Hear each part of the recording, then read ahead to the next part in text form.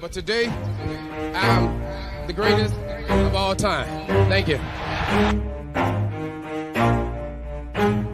Never stop, I'll get it if I want it. Gotta make to myself a promise. I won't quit, keep going till I got it. I won't give up till I'm on top. Yo, no, I ain't the type to give up. If I do something, man, I do it till I get what I want. I turn a business out of nothing into something I love. I got a poker face, but honestly, I'm not one to bluff. I flip a switch, never miss, man, I always stay up. Don't let them see you always have a plan to stay tough. This life ahead of you ain't easy, it was built to be rough. But that's what makes a personality, is tragedy, bruh. So keep your head on your shoulders. Now we ain't out here moving rocks, we out here moving boulders. Now we ain't getting posterized, we out here making posters. And we ain't got nothing to hide, we move forward like soldiers. You better wake up for the pay stub, or you'll pay up. Don't make love to the game, bruh, fuck the game up. Change up, rearrange stuff to your greatness. Same us for the way up, play the game, bruh. Never stop, I'll get it if I want it. Gotta make to myself a promise. I won't quit, keep going till I got it. I won't give up till I'm on top, yeah. You know I'm always honest, there ain't no way I'll never stop it. I won't quit, keep going till I got it. I won't give up till I'm on top, I'm always flirting with pain, she like to hurt me and maim. I'm always working to change, but she's still lurking the same. I keep on building a dynasty while the haters be trying me, but they hate from inside. All right, what is going on, everyone? Welcome to another edition of Unscripted here on the Elite Sports and Entertainment Network.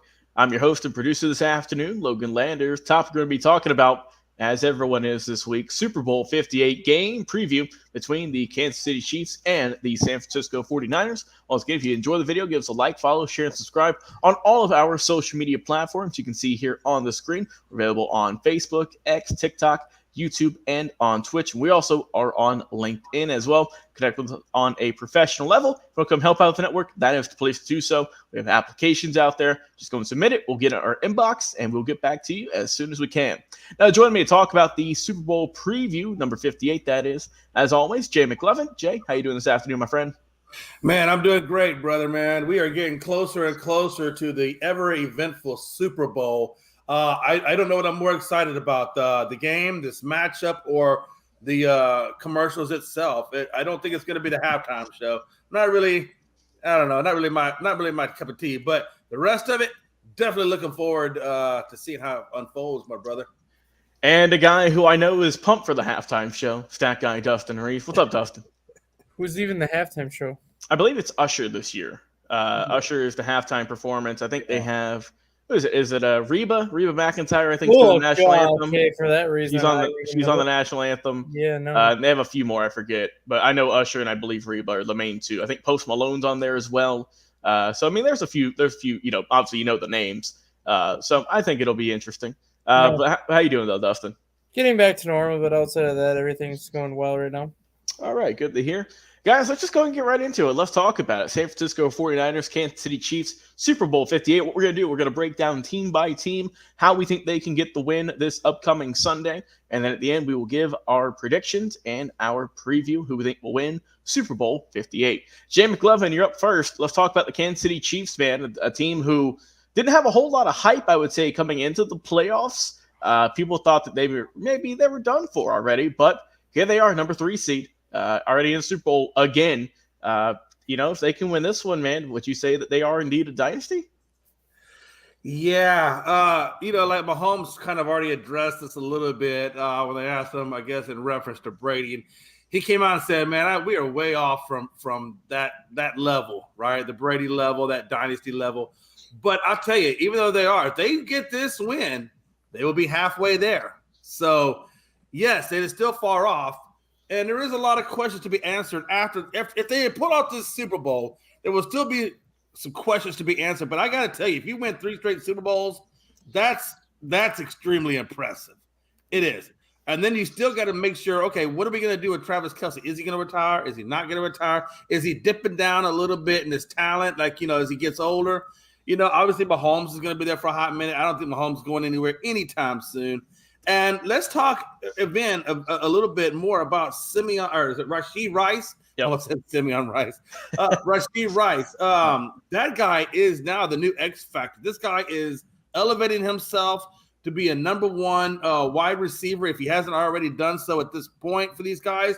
He's got 79 catches on the season for 938 yards and 7 touchdowns. And I think, that's a lot of it dink and dunk passes. He doesn't get the long passes like a Ayuk or somebody would get from a Brock Purdy, but he's definitely, getting the smaller catches, dink and dunks, where Travis Kelce's not getting, and he's giving you everything he has. But I think Scantling and Hardeman, those guys are gonna be huge in this game, right? I mean, if the 49ers come out and double team up on Kelce, which I expect they will, if they come out and double team up on Simeon Rice, which I expect they will, or something of that nature, then you got to figure that Scantling and Hardeman, those second and third reads, and even Pacheco out of the backfield, those guys are going to be huge. I mean, huge in this game. But I do expect Kelce to have Kelce-like game. I expect Rice to go out there and do something. But I look for Scantling, though, to pull off some really cool plays, almost like a Boyd does for Cincinnati out there with Jamar Chase and company, right? So I think he's going to and Higgins, right? I think he's going to pull that kind of role, right? Is it Tyler Boyd? I think is with, if I'm thinking right, but yes. So I think I think those guys will be kind of in that role. Chris Jones is that defensive tackle. He's going to have a big game and try to stop that Pacheco run up the middle. And then you're going to have to wonder, can they contain Patrick Mahomes and disrupt Patrick Mahomes to get him out of rhythm so he's not making these big plays? But I fully expect this is Kansas City, man.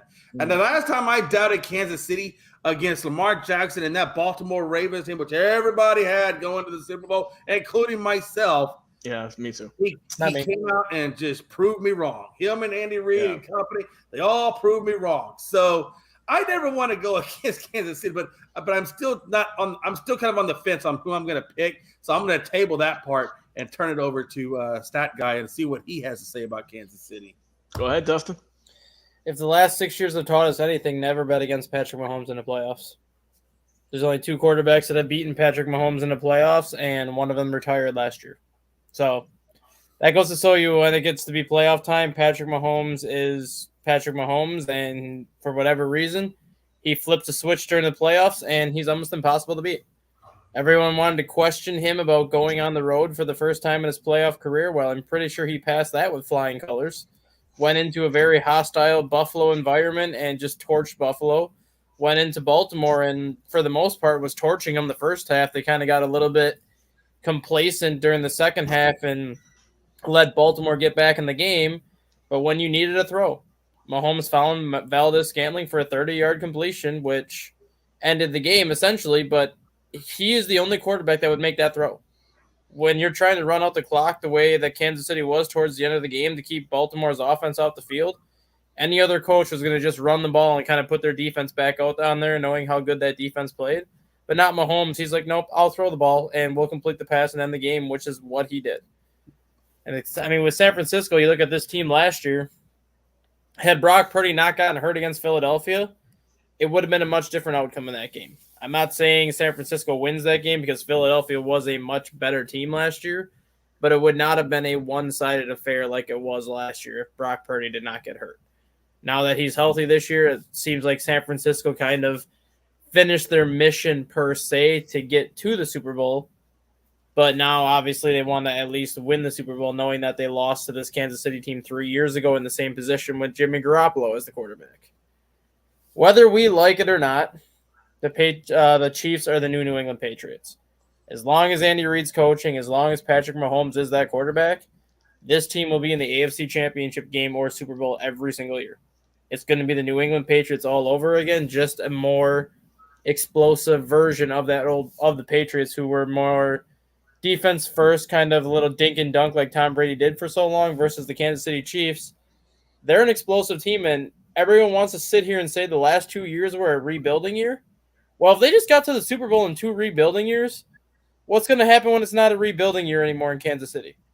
That's the scary part of this whole situation is everyone said that Kansas City was rebuilding last year, and they won the Super Bowl. Everyone said Kansas City's offense was on the downslide this year, which, to their credit, their offense was terrible this year. But what happened? Their defense turned into a top 10 defense, which is something that Patrick Mahomes has never had since he's been at Kansas City. So now you have a top 10 defense, and I'm going to say this right now. Eric Bieniemy is going to be back in Kansas City next year. He was just fired from Washington, so he's no longer the offensive coordinator in Washington. He'll come back to Kansas City.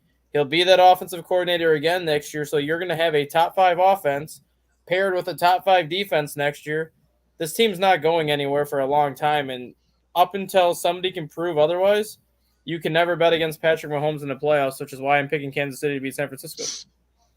All right. Well, speaking of San Francisco, let's talk about them and what they can do to win this game. You guys brought up some good points about how Kansas City, coming into this year, everyone was wondering how they would look, how things would be.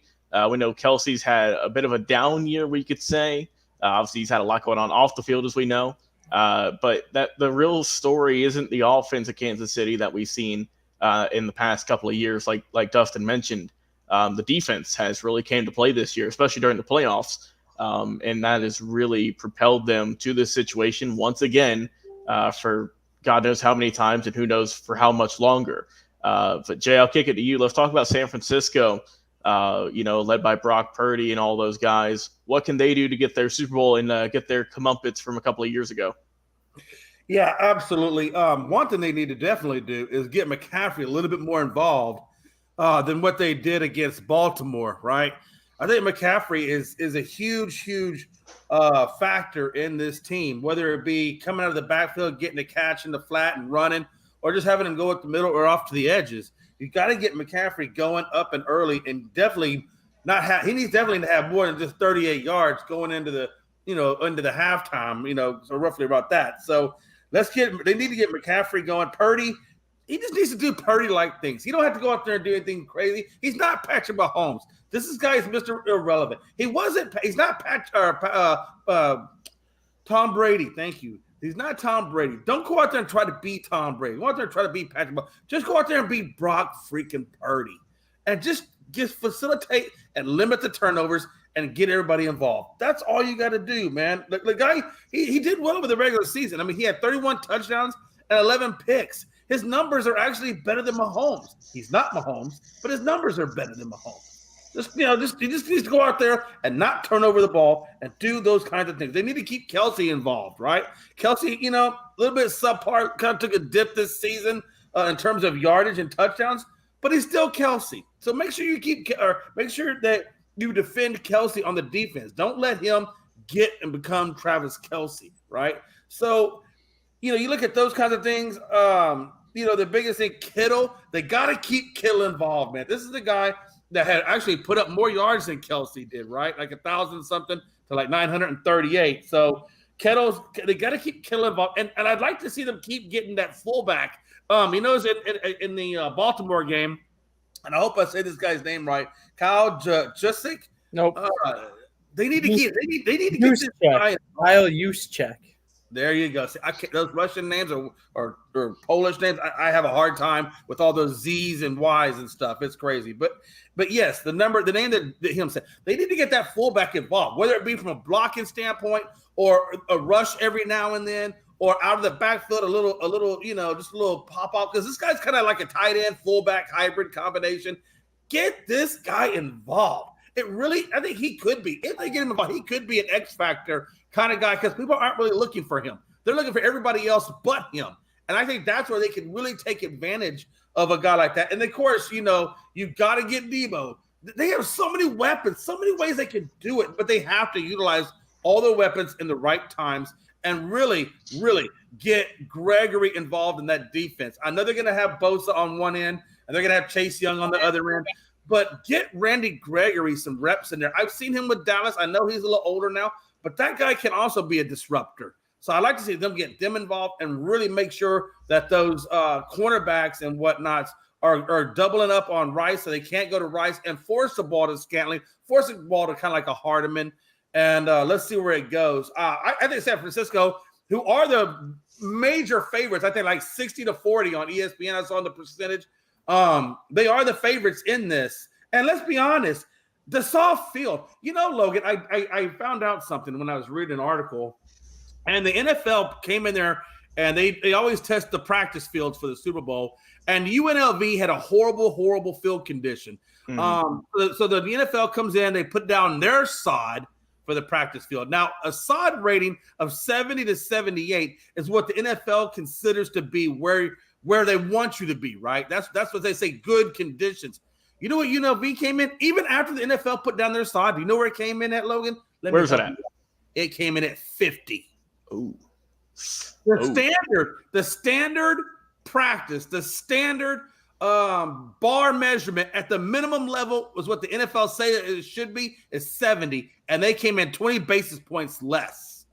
That just kind of tells you how soft and how crappy the field is out there at San Francisco. And I hope San Francisco takes that into consideration so they don't get any injuries out there. But Kansas City has the overall edge. They have the better practice facility. They have the better conditions. Everything is better for Kansas City. And everything that's crap is down there in San Francisco. And so I got to tell you, Logan, the biggest thing for me is, can San Francisco overcome these issues and still put their best foot forward in the Super Bowl? Well, just one note. The University of UNLV, they're getting absolutely roasted, as they should. Well, it's not field conditions, because they had dirt bikes and monster trucks there last month. So right. You already knew that field was going to be freaking destroyed to begin with. Why would they even put them on there? Yeah. And correct me if I'm wrong, but isn't Kansas City practicing at the Raider Stadium? Yeah, the Kansas City. So how is that fair? I mean, you have Cashman Field where the Vegas Vipers played the XFL last year. I'm sure that's better than a college Why field.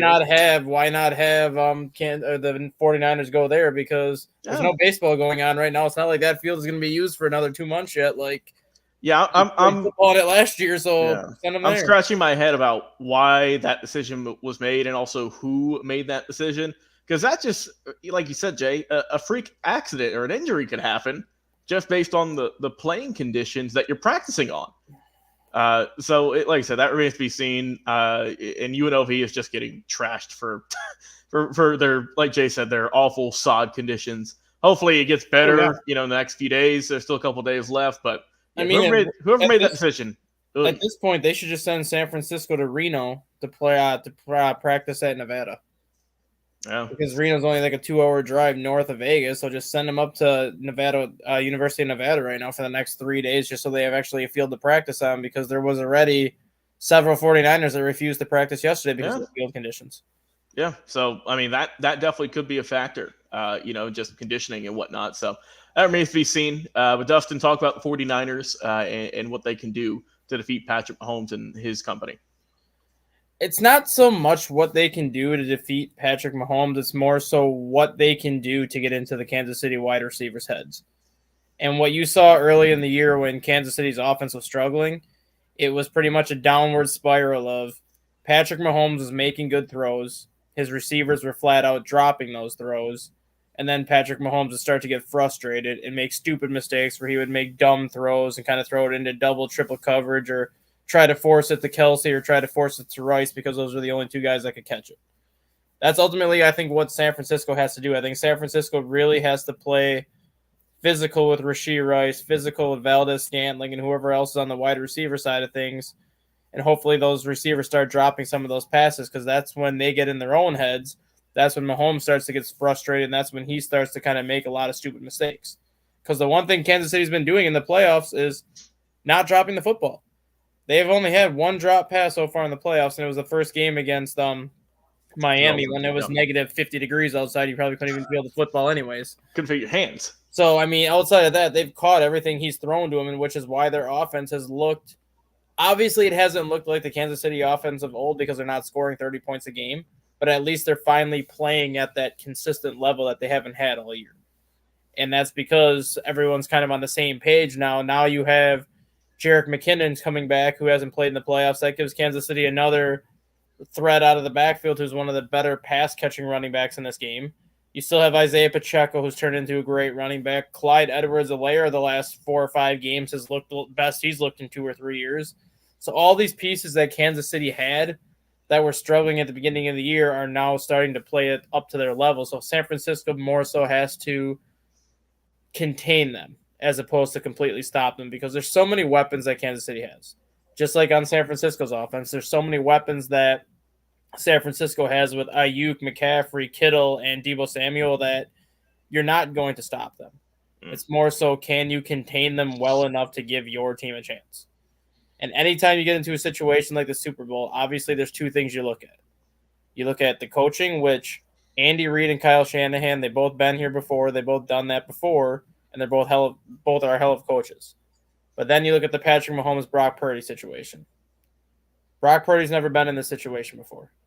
Brock Purdy has never been in this type of an environment, this type of a pressure situation where every mistake you make is going to be magnified 10 times more than it would be in a normal game.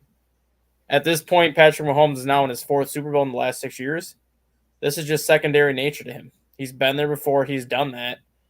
And ultimately, I think it comes down to experience, but it's going to come down to the San Francisco defense being able to fluster those receivers. If they can get in those receivers' heads, San Francisco does have a chance to win. But if they can't get into the wide receivers' heads and they let Patrick Mahomes get too comfortable, I just don't see any way that Kansas City's going to lose at this point, just because they are the more experienced team because they've been here before. All right, well said. Time for our final predictions. Jay, who do you think is going to win the Super Bowl? Yeah, absolutely. Here's the thing, man. San Francisco on paper, they are statistically better at every single category. Every category. Defensive side, offensive side, Ayuk, McCaffrey, Kittle, Purdy, every one of them are outdoing their counterparts on the opposite side. Every category. So on paper, it should be San Francisco. However, they do have the worst conditions in practicing. Kansas City, everything's in alignment, right? Everything's in alignment. And this is a Super Bowl team, winning type of team. And, they have stepped up their play as they should, as they always do. And it's hard to bet against Kansas City because Kansas City, every time you bet against them, they just show you that they're better. And all I keep thinking about is Kelsey running around the stadium screaming jabroni this and jabroni that and don't disrespect this and don't disrespect that. And who wants to fight for their right to party? Well, I wonder if they're trying to fight for their right to party, can San Francisco's defense, can Greenlaw, can Burks, can, Fred Warner, can they shut them down and say, nope, we're the cops and you ain't getting the right to party. You're going to have the right to get your butts on a plane and go back to Kansas City. Can they do it? Can Chase Young and Bosa shut down the party and call it a night? Can they do it? I think they can. On paper, they sure look like they can. Brock Purdy, we talk about pressure. Brock Purdy ain't got no pressure. He playing with house money. This is the same guy that was drafted last. By all intents, if he was drafted last, it's almost like you're going undrafted. So everybody has betted him as the underdog, as a guy who's not going to do it. So what does he really have to worry about? This dude's already made money. He's been in for league for a couple of years. Financially, he's secure. It doesn't matter. Just go out there and play. He'll go out there and play the game. If anybody's got pressure, it would be falling on Patrick Mahomes because he's the one that everybody looks to. He's the greatest of all time right now. So he's trying to get the third Super Bowl in a row. All the pressure's on Kansas City. I don't think the pressure is quite as much on San Francisco and Brock Purdy. So I fully expect him to come out and have a good game. So for that reason only, I think they're going to have to put a lot of blitzes. San Francisco, if you hear me, blitz the hell out of Kansas City. No, don't do that. Handle it. I don't know. I know you don't think it. That's okay. It's my turn. Blitz them. Blitz them often. And keep Patrick Mahomes running around with his neck cut off. So he's going to have to make these off-balance throws all the time. Because sooner or later, a bad offensive throw could turn into a pick. That's just my prediction. I think Kansas City, I never go up against Kansas. Every time I go against Kansas City, Logan, I always come out on the bad end of the stick. So I am going to go with Kansas City, but I wouldn't be shocked, and I certainly wouldn't be surprised if San Francisco comes in and puts a beat down. But for that reason, just because Kansas City is still Kansas City and you got to beat the best, I'm going to go with Kansas City on it. Okay. Dustin, who's winning the Super Bowl? What's your score? I'm going to go to a little bit of an opposite end of there, Jay, because if you look at the Detroit game when San Francisco played Detroit 2 weeks ago, San Francisco blitzed Detroit on 60% of their plays in the first half and got absolutely torched. Second half, they blitzed on 10% of their plays, and Detroit couldn't do anything. Patrick Mahomes is the best quarterback in the NFL against the blitz. In completion percentage, everything that goes about being the blitz, he is the best quarterback in the NFL when it comes to the blitz. But the one thing that Patrick Mahomes does not do very well at, for whatever reason, is beat zone coverage. He's a middle-of-the-pack quarterback in zone coverage because he doesn't have the receivers that can really get open on their own. if you play one-on-one, like in a blitz type of situation, he's got the receivers that can get open and create separation. But if you're playing a zone coverage where everybody's guarding a certain area, his receivers don't have the skills to get open. So if I'm San Francisco, I'm playing zone coverage all day on Patrick Mahomes, forcing him to take the little short 5-6 yard throws where, yes, you might move the chains here and there, but you're not giving up the big play like they did in that first half against Detroit when they went straight man-to-man and were getting just torched pretty much every which way. Then you look at the Kansas City defense. They were able to basically make Lamar Jackson one-dimensional, and he looked terrible. Outside of 2 throws to Zay Flowers, Lamar Jackson looked terrible. And Brock Purdy, yes, Brock Purdy's a very good quarterback, but he's not as mobile as Lamar Jackson, where if Kansas City can get pressure on Brock Purdy, he's not going to be able to do some of the things that Lamar Jackson was able to do with his legs in that game. I think this is a very close game throughout the first half, and I'm not going to be surprised if it's tied at the half. But Kansas City has the best defense in the second half in the league. They are 128 points better than the second best defense in the second half, which is Baltimore. And because of that, I think Kansas City wins 27-17 because I think their defense steps up in the second half. All right, well said. My prediction, I'm going to go against the grain here. I'm going to go with the San Francisco 49ers getting the win, close game, as we all hope for in the Super Bowl. God, we hope so. Final score for me is going to be 28-24. I think that, everyone talked last year about San Francisco and if they could have went to, if not won the Super Bowl, had their entire quarterback room not been hurt in that game. We all know when they had guys who were bagging groceries as their quarterback for half the game. And we know that they have been wanting to get back to this stage ever since that loss a couple of seasons ago against Patrick Mahomes and the Kansas City Chiefs. So they've got revenge on their mind, and they've got a heck of a team. As you've mentioned, some of the big names with Nick Bosa, Chase Young on defense, Dre Greenlaw, of course, McCaffrey, who I expect a heavy dose of him, and seeing how the Kansas City defense can stop him. It's going to be interesting, man. I'm looking forward to it. But for me, I mean, look, and I think the Kansas City's been on a heck of a roll. They've looked great for many, many years now. My gosh, I mean, the amount of times that, like Jay said earlier, that we've kind of counted them out, but they have just kind of really just been willing and been fighting. It's been a great thing, but I don't know, man. I don't know if I can go with it. And for that reason, I got to go with the 49ers getting the win in this one. Jay McLovin, you said you got one more thing to say. What you got? Yeah, one thing I wanted to bring up real quick, and I know we talked about this on Coast to Coast, but I wanted to kind of talk to you guys real quick about it. I wonder, Patrick Mahomes' brother obviously has been dealing with the rest issues, but I think they've kind of got that worried out. And obviously, his dad just got his 3rd DWI, possibly could be facing some jail time. Is it just me, or does Patrick Mahomes just have the most crap outside of football he has to deal with, and he still goes out and plays, even though he's dealing with all of this craziness that's going on around him? I'll say this just super quick. I mean, and I kind of like you just said, Jay, it's all this negative publicity and stuff around him, but it's not him. Mm-hmm. Which I mean, from all accounts, you've heard that Patrick Mahomes is just a good dude. Yeah. I mean, I put points on him just because he puts ketchup on a steak, but that's just a small nitpick. But I mean, by all accounts, he seems like a good guy. It's just that, as you mentioned, unfortunately, media, fans don't really care much for his inner circle with his family and whatnot for a multitude of reasons. But like I said, I think that obviously he's a great football player. We all know he's the best quarterback in the league. And by all accounts, he seems like a good guy off the field as well. So I mean, that he does the best he can with the hands he's dealt. That's my takeaway for it. And honestly, I think every negative thing that comes his way actually motivates him.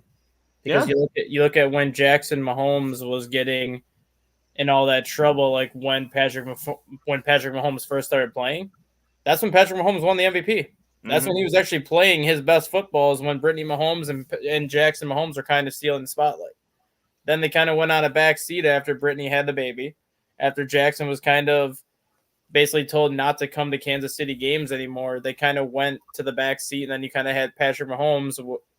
I mean, he still played great, but he wasn't playing like at that MVP level. Yeah. And now you have this. Will this motivate him again to kind of play at that MVP level? We will see. We will see. And he's got a whole gang of fans now with the Swifties cheering him on. So let's not forget about that also, Stat Guy. That's going to be fun. That's going to be fun. Well, guys, that has been our Super Bowl 58 preview between the Kansas City Chiefs and the San Francisco 49ers. Drop a comment on our social media platforms. You can see here on the screen. Let us know who you think will win this game, what the score is going to be, also who you think might take home the Super Bowl MVP trophy. Once again, for Jay McLovin, Dustin Reeves, I've been your host and producer, Logan Landers. Guys, enjoy your weekends. Be safe. Enjoy your Super Bowl parties. Go and get some food for me. And we'll talk to you guys again on another live episode. Until then, we'll see you soon.